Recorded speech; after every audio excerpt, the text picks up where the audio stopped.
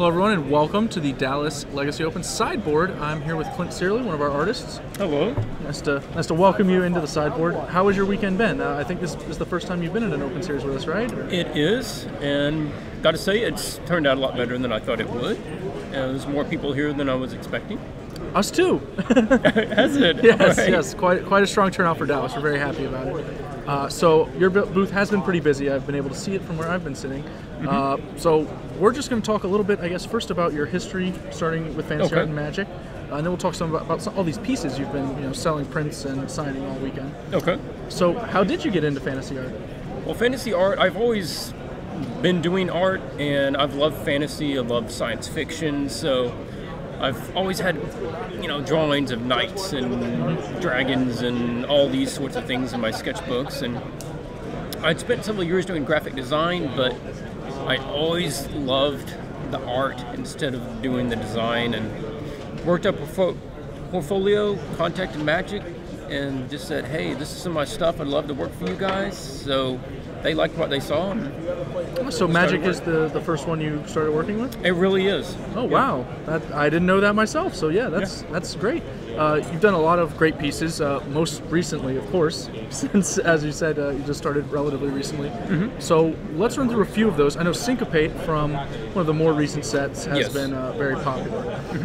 How many do you guess that you've signed or altered or whatever over the course of the weekend? I've probably altered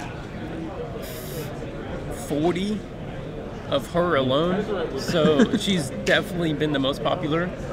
Fortunately, it's a design that I can do quite a bit with. So I can add things to, and it's not too bad. Very easy to costume or whatever. Yes.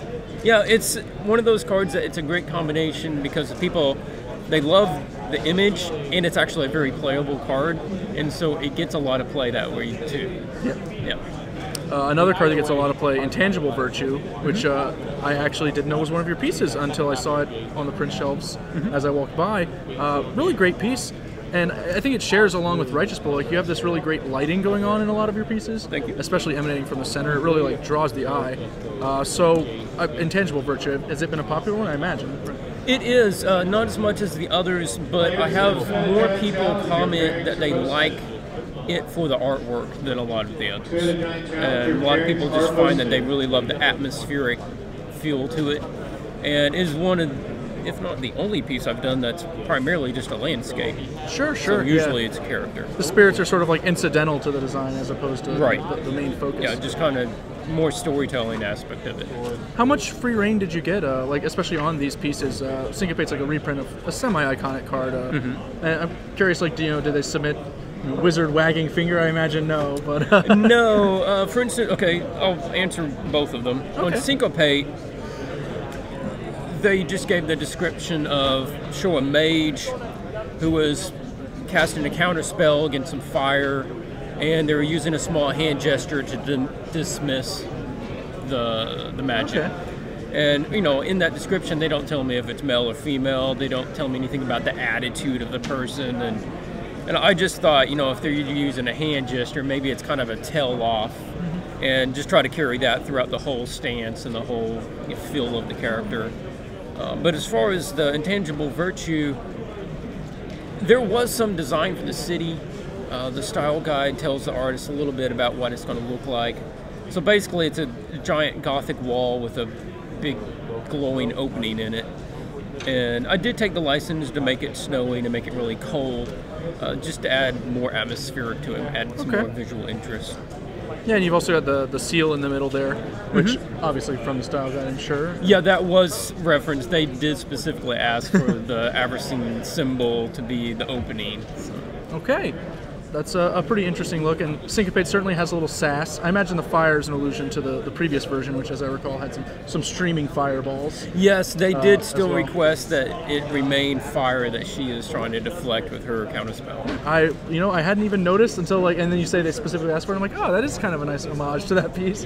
Yeah, it was one that I had worked on it for quite a while before I even dawned on me, wait, this is a reprint of something else. So I had to go back and check just to see what the original was, and that I wasn't just by happenstance doing the same image. the same way, but Very it wasn't, so I was okay, and I just kept going. Yeah, awesome. Well, let's talk about a piece that a lot of players might not be super familiar with just yet. Right. Coming out in Gatecrash very soon, which is this one right here. We've got for Stolen Identity is the card, the Dimir mechanic Cipher, which encodes onto a creature, not ciphers onto the creature, just saying, but and lets you copy opposing cards. Right. So what was our art description for this one? Because obviously communicating cipher sounds like a pretty tricky bet in and of itself. This one, they were outlining that they wanted someone of this, I forget the Dimir Guild? Yeah, the guild of that armor, and he is kneeling in a magic circle, and he has the blue color scheme instead of their regular color scheme. Oh, okay, so it's supposed to actually be an Orzhov guy, I guess, like being converted to a Dimir. Yeah, he's saying use an Orzhov armored guy, big bulky stuff, and give him the other colors and more of the light design to it. And I kind of went with that. I decided to make it, this very dramatic lighting, like maybe he just appeared and he's got steam coming off of him because he was just summoned, or adds more interest. Sure. I like he has a very combative pose, just like Syncopate, obviously, like a lot of personality in him. So yeah, sweet piece. Thank you. I think it's been a pretty good weekend for us. Has it been a great weekend for you as well over at the booth? It has. I'm really glad I came. It's worked out well. It's always good to meet fans who get to play the cards. Most of the time I'm just back there creating them. I don't get to see them used. I don't get to see if people are liking them.